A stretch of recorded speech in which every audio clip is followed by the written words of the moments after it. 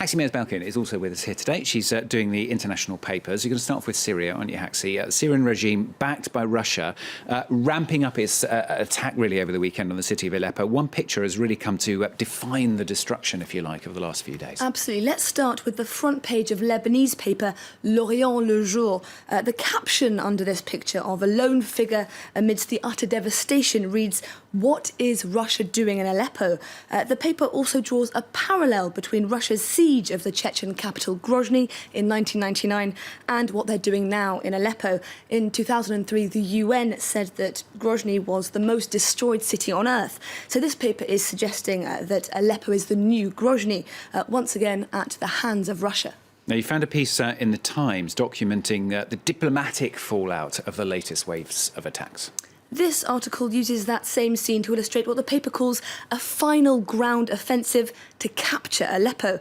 It goes on to say that world leaders have roundly condemned Russian tactics as barbarism. This after warplanes dropped napalm and phosphorus bombs on the besieged city. The piece also quotes rebel fighters who say they've been hit with so-called thermobaric weapons.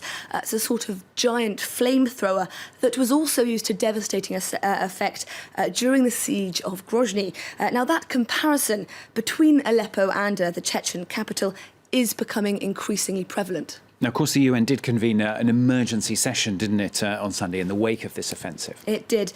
And it was noteworthy for the fact that when Syria's ambassador was called to speak, the ambassadors to the UK, France and the US walked out. In separate speeches before the walkout, they condemned what they called Russian war crimes. The UK's representative said that a Moscow-backed Assad had plunged to new depths and unleashed a new hell on Aleppo. This even as Moscow professes to want an end to hostilities. Haxi's going to turn to the daily edition of Libération, the French paper now, a scathing cartoon about the Syria-Russia alliance. Now, we see a gushing Bashar al-Assad gratefully receiving not a bunch of flowers, but a cone of bloodied corpses from a simpering Vladimir Putin. You can see it there. Aleppo residents, you shouldn't have, coos Assad as he receives the rather grisly gift there. Yeah, moving cartoon. Let's move on to the other big story of the day. Of course, it's Clinton and Trump in tonight's TV debate, as we were talking about with Delano.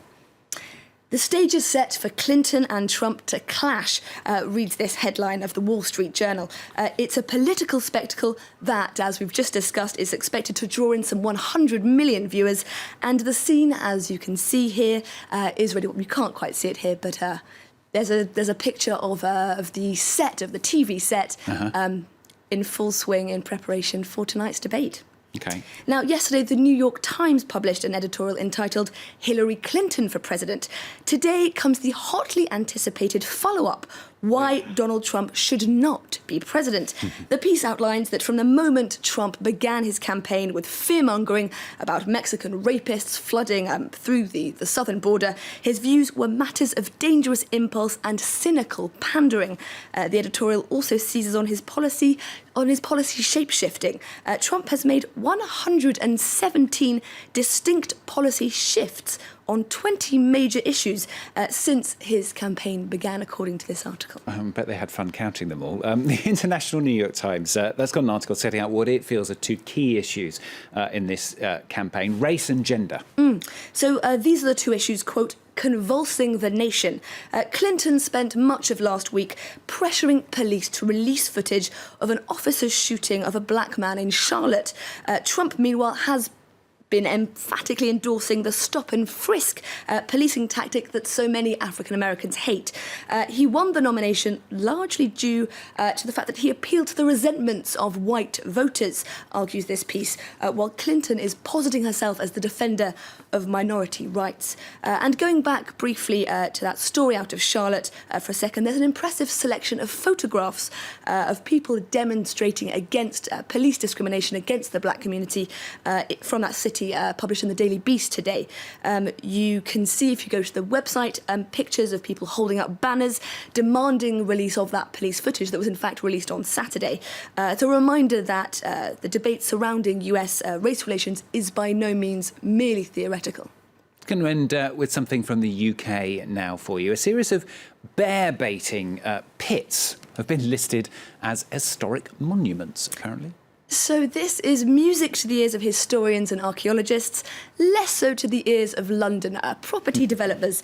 The historic baiting areas on the banks of the River Thames, where bears were made to fight with dogs until the death, were popular in London from Saxon times until the 19th century. So this is a victory for somewhat grisly heritage over high-rise. Paddington is turning in his grave.